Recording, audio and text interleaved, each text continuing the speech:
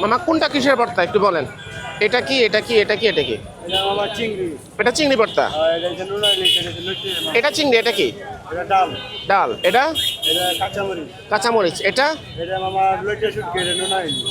নোনা ইলিশ। নোনা ইলিশের শুটকি করো। এটা এটা ধনেপাতা। আর এটা এটা সরিষা। দৈনিক কতটুকু পরিমাণ বানাও এগুলা?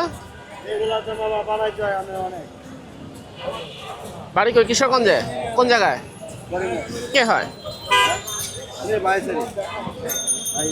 এখানে কটা বাজে বসো?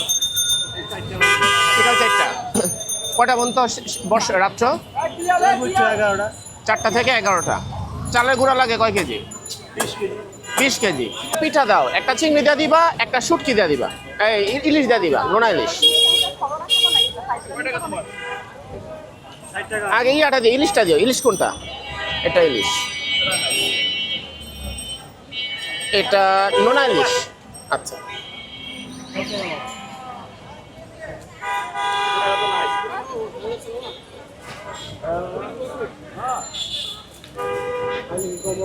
আরেকটা দাও, চিংড়ি দিয়া দাও আরেকটা।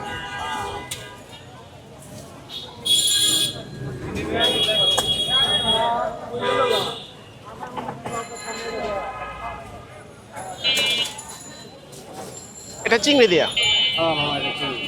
ঠিক আছে, ট্রাই করে দেখি কোনটা ভালো।